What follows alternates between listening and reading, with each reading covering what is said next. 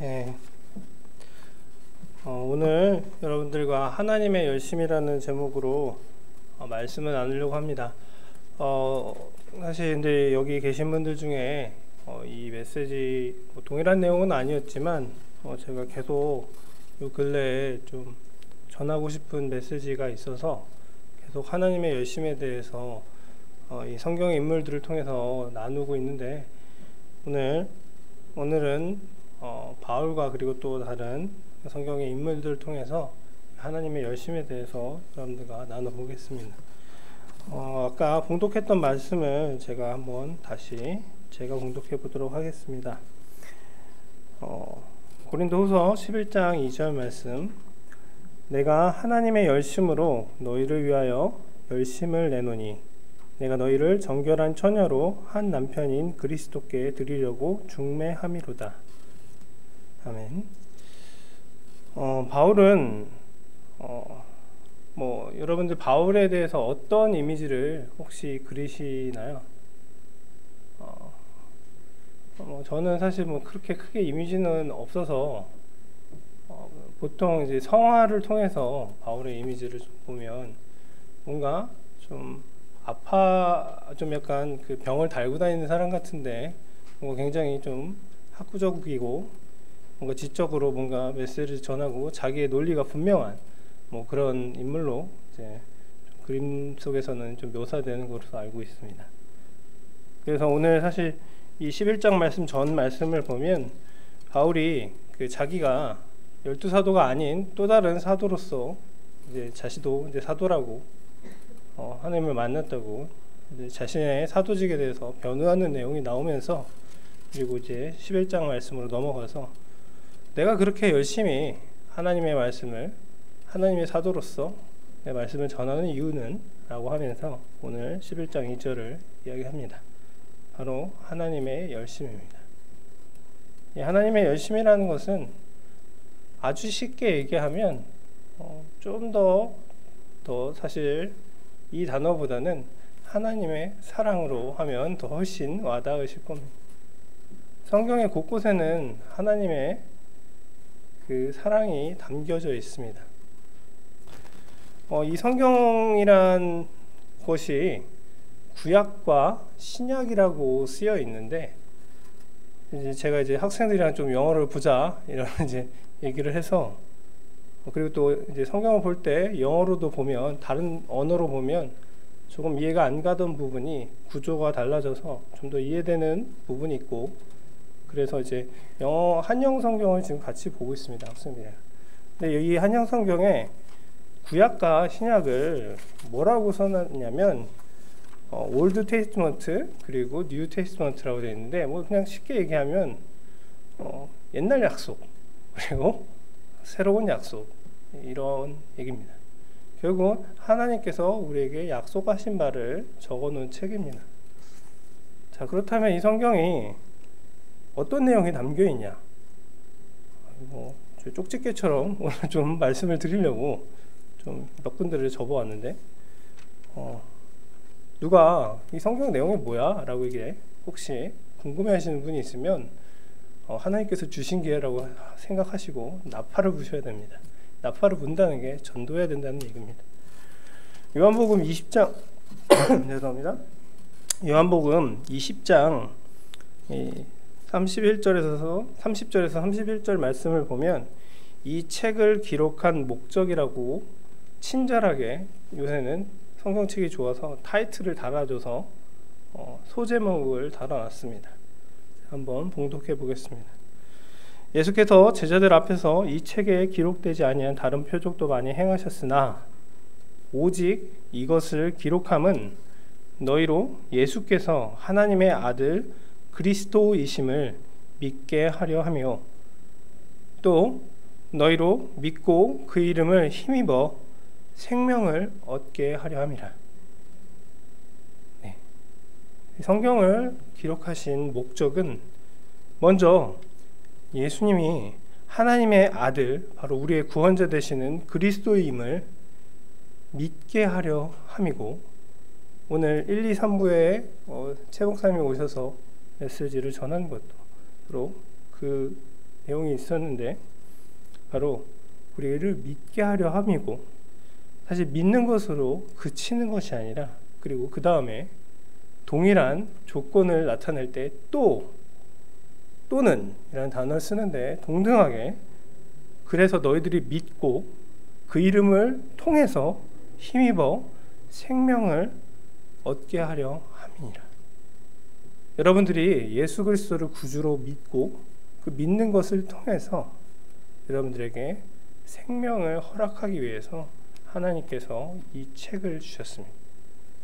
그리고 그래서 이 책을 구약과 신약이라고 하는데, 앞에 쪽은 바로 그 예수 그리스도를, 오실 예수 그리스도를 이야기했고, 오신 예수 그리스도를 신약에서는 얘기하고, 또 이제 앞으로 다시 오실 예수님도 조금 적어놓은 책이 바로 이 성경인데, 결국엔 그 모든 것들이, 여러분 혹시 누구랑 약속하는 것을 한번 생각해 보십시오. 약속이라고 하는 것은 보통 우리 간의 약속은 깰 수도 있는 거지만, 자, 우리가 하나님과, 혹은 여러분들이 하나님을 모른다고 하면, 정말 사랑하는 사람과 약속을 한다면 왜 하겠습니까? 지키기 위해서 할 겁니다. 하나님은 우리를 정말 사랑하셔서 하나님의 열심으로 바로 우리가 믿지 아니한 우리를 예수 그리스도를 믿게 하여 그 믿음으로 예수 그리스도를 통해 우리를 구원하시기 위한 하나님의 열심, 바로 하나님의 사랑이 절절하게 담겨 있는 게 바로 이 성경입니다. 그래서 저보다 아마도 여기 계신 분들은 대부분 성경을 훨씬 더 저보다 많이 보셨을 것 같습니다. 일단 저보다 훨씬 연배가 그래도 조금은 더 있으신 분들이 대부분이기 때문에, 그런데 그 말씀을 그래서 저의 깊이만큼보다 훨씬 깊게 잘 아시겠지만, 오늘 그래서 그 하나님의 열심에 대해서 한두 명 정도만 다 아시지만 굳이 제가 꼽아서 소개하려고 합니다. 성경을 보면 창세기부터 말씀을 시작할 때 이제 아담이 나오고 쭉 이제 노아도 나오고 하다가 여러분들이 굉장히 잘 아는 믿음의 조상 아브라함이 나오는 항목이 있습니다. 바로 창세기 11장 말씀인데, 제가 저희 사모와 이번에 이제 좀 아들이 생겨서 아들한테 주문처럼 외워주고 있는 그 이름 중에서도 그게 들어갑니다. 하나님의 사람 유동준 이러면서 재밌죠? 아마 배우시면 중독되실 겁니다. 네. 네. 하나님께서 이 너무나 잘 아시는 사람이지만 굳이 설명을 하면 우리 아브라함에 대해서 제가 한번 얘기를 해보려고 하는데, 우리가 이 아브라함의 이름을 한번 들어보면 아주 어린 시절부터 주일학교에서 신앙생활을 시작하신 분들은 그 제가 말한 그런 그 은율에 맞춰서, 혹은 주일학교 때 배웠던 율동에 맞춰서 그 아브라함의 믿음의 조상 아브라함 이런 식도 있었죠. 그렇게 뭔가 이분은 정말 완벽한 믿음을 가지고 있었던 사람이다라고 생각을 하게 되는 것 같습니다.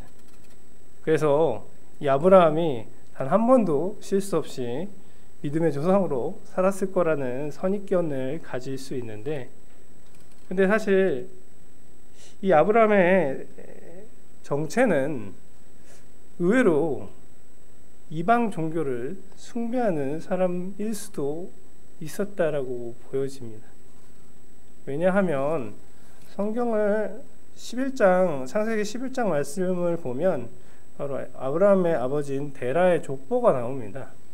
근데 이 데라의 족보와 그리고 이 데라가 머물렀었던 가나안 땅을 가고자 하다가 하란에 이르러서 거기 거류하였다라고. 그리고 그 전에 우르도 있고 살았던 지역이 어떤 곳이냐면 이방신이 아주 창대해서 지금으로 치면 뭐 서울특별시 같이 아주 번화하고, 그리고 신전에 그 이방신들을 섬길 수 있는 신전들이 많고, 그리고 성경학자들에 의하면 이 데라가 그래서 그곳에서 이제 우상들을 만들어서 제작해서 판매하는 판매상이었다라는 내용들을 이제 얘기하는 게 있습니다. 자, 그러면 돌이켜 보면, 자, 이거를 말씀에서 그렇다 아니다라고 나와 있지는 않지만 한번 생각을 해보세요. 저희가 맹자에 대해서 논을 할 때 맹자 삼천지교라는 얘기를 하잖아요. 그것처럼 데라가 보여준 거는 우상 숭배를 하는, 어떻게 하면 그것들을 더 잘할 수 있는지 우상들을 소개해주고 뒤에서 이제 돈도 받고, 뭔가 아름다운 모습은 절대 아니었을 것입니다. 그러한 아버지 밑에서 자라난 아브라함이, 그리고 또 그 아브라함이 가나안 땅으로 가고자 한 것도 그가 가자고 한 게 아니라 아버지가 가자라고 해서 간 거였습니다. 그래서 오늘 말씀을 보면 이 데라가 아브라함을 끌고 우르에서 하란에 이르러서 가나안 땅을 가고자 하다가 거기에서 그냥 죽었다라고 나옵니다.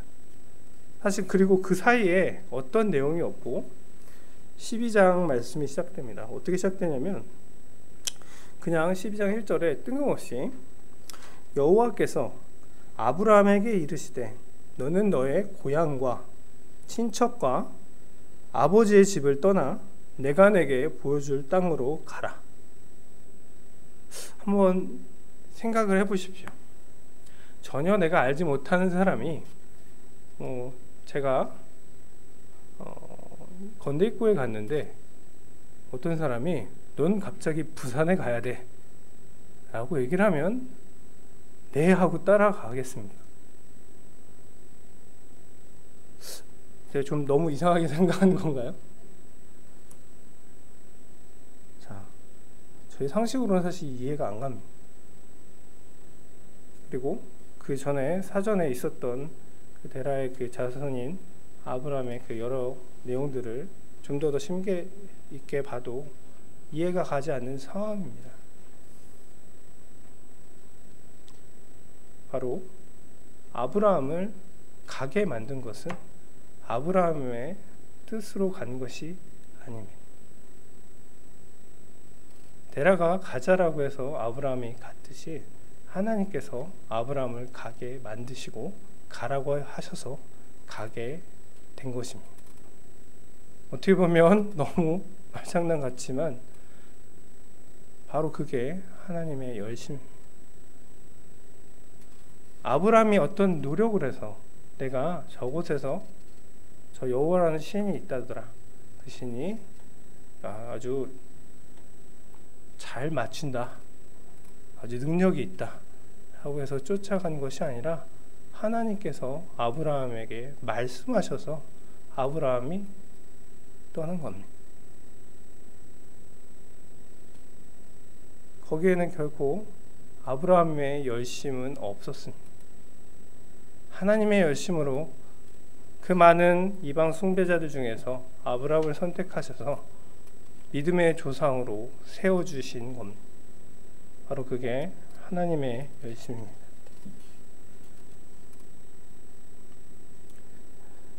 그리고 또 거기에서 그치는 것이 아니라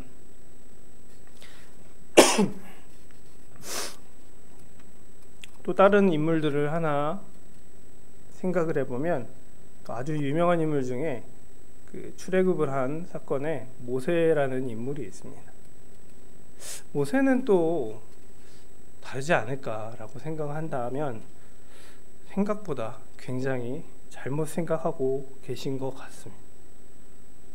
제가 이제 책을 참고하기도 하고 또 성경을 참고하기도 했는데 이 성경에 모세가 하나님께서 부르셨을 때 하나님의 말씀에 저희가 흔히 제가 어머니 말씀에 오케이라고 잘 하지 않는 것처럼 모세가 하나님께 부름을 받았을 때 하나님의 뜻을 거스른 게 6번이나 거슬렀다라고 합니다. 어떻게 보면 최대한 하나님의 말씀에 반항한 것입니다. 그런데 그런 모세를 하나님께서 끝까지 참아주시고 인내해주시고 기다려주셔서 그가 출애굽으로 이스라엘 백성들을 애굽에서 나올 수 있게 만드셨습니다. 사실 모세는 굉장히 거짓말을 많이 했습니다. 모세는 왕자였습니다. 저가 거짓말을 하는 게 아니게 교회를 다니지 않는 학생들도 이집트 왕자라는 디즈니 영화를 보고 모세라는 사람을 압니다. 자, 그러면 이집트 왕자라는 건 맞을 겁니다. 굳이 이제 성경에서는 그거를 애굽이라고 표현하니까 이해를 못할 수 있지만 그래서 이 영어 성경을 보면 나옵니다. 이집트의 왕자로서 왕자의 교육을 받은 모세였습니다. 당연히 이집트어를 할 수 있을 거고 또 가장 엘리트 교육을 받았을 겁니다. 그리고 그 지역 신들에 대해서도 그리고 수학이나 모든 무예나 모든 것들에서 유능하고 뛰어난 존재였을 겁니다. 자, 그러다 혈기가 넘쳐서 사람을 때려서 죽여서 도망자의 신세가 되게 됩니다. 자, 그래서 40년 동안 숨어서 지내는데 어느 날 하나님께서 모세를 부릅니다. 그리고 계속 모세와 함께 보내는 시간 동안에 모세가 얘기한 게 있었습니다. 나는 말을 잘 못한다. 저는 그게 그냥 어린 시절에는 그냥 당연히 뭐 말을 못하나 보다. 그래서 말을 잘하는 사람 아론은 그래서 붙여줬다. 되게 단순하게 생각했는데 이 배경들을 쭉 보시면 아시겠지만 가장 그 당시 최고의 엘리트 교육을 받은 이집트의 왕자였습니다. 말을 못하는 건 새빨간 거짓말이었습니다. 하나님께 최대한 반항한 겁니다. 마치 제가 어머니께 반항한 것처럼. 하지만 하나님께서는 결코 모세를 너 그렇게 만들면 그래 난 너랑 안 한다 하고 잘라버리시거나 버리시지 않았습니다.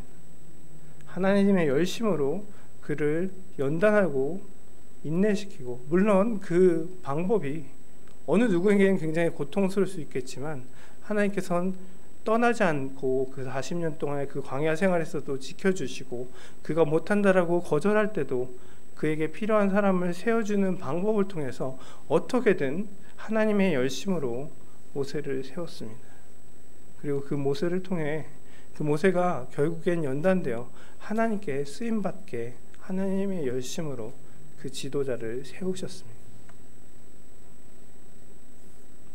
신약으로 가볼까요? 신약에도 굉장히 유명한 천국의 열쇠를 쥐고 있다는 베드로가 있습니다. 근데 그 베드로도 너무나 베드로는 설명하지 않으셔도 잘 아시겠지만 정말 실수가 많고 성질이 급하고 배운 게 없고 어떻게 보면 쓰임을 받을 수 있을까 싶은 사람이고 절대 내가 하나님을 부인하지 않겠다라고 얘기했다가 바로 그날에 그것도 무서운 병정을 보고 부인한 것이 아니라 그냥 꼬마애가, 그 성경의 그 내용도 원어를 보면 그냥 작은 어린 아이가 저 사람은 예수님과 함께 있었다는 그 얘기를 듣자 예수님을 부인하는 그 모습을 볼 수 있습니다. 정말 성경의 인물들을 샅샅이 자세히 보면 볼수록 어느 누구랑 별다른 뛰어난 위인이 아니라 우리 옆에 흔히 있는 저희와 같은 사람이라는 걸 깨닫게 됩니다. 하지만 그 사람들은 분명히 하나님께 쓰임받았습니다. 왜냐하면 하나님의 열심이 있었기 때문입니다. 오늘 그래서 이 말씀을 본 이 바울도 하나님께 그래서 하나님의 열심으로 세워져서 이제는 그가 자신이 그동안 하나님을 예수님을 믿는 자들을 쳐주기 위해서 열심을 가지고 있었던 그 인간의 열심이 변화되어서 하나님의 열심으로 변화되어 자신의 모든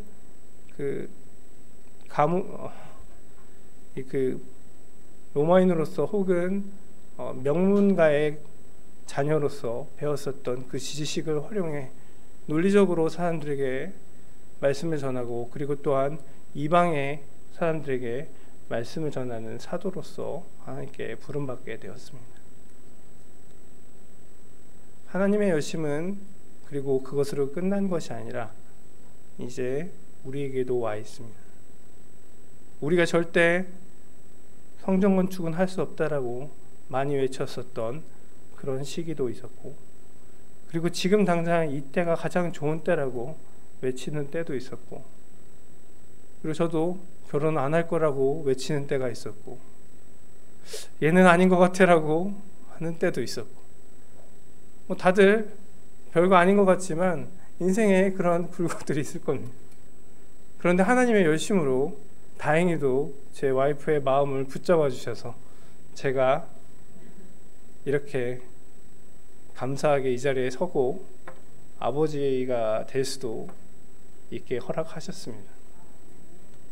이제 여러분들에게도 하나님께서는 하나님의 열심으로 어느 누군가에게는 지금 굉장히 큰 고난으로 느껴질 수 있고 또 어느 누군가에게는 굉장히 큰 기쁨으로 느껴질 수 있는 어떤 무언가를 경험하게 하실 겁니다. 그 속에서 여러분들 잘 생각하시기 바랍니다. 하나님은 늘 하나님의 열심으로 여러분들을 기다리고 여러분들을 세우기 위해서 노력하십니다. 그러나 결코 여러분들이 따르지 않으면 하시지 않습니다. 이제 여러분들이 하나님을 바라보셔야 합니다. 여러분의 시선을 인간의 열심인 쪽에 두지 마시고 바로 저 성전이 있는 곳, 하나님이 계신 곳으로 여러분들의 시선을 하나님의 열심 쪽으로 돌리셔서 아브라함이 오늘 12장 1절에 대뜸 여호와께서 아브라함에게 이르시되 너는 너희 고향과 친척과 아버지의 집을 떠나 내가 내게 보여줄 땅으로 가라라고 했을 때 순종했듯이 하나님의 열심에 올라타시기 바랍니다. 그럴 때 여러분들은 경험하실 수 있을 겁니다. 저는 사실 성도가 영어로 여러 가지 표현을 쓸 수 있는데 저는 위트니스라는 단어를 되게 좋아합니다. 어떤 뜻이냐면 목격자라는 뜻입니다. 저는 열심히 일하는 걸 굉장히 싫어하는 사람입니다.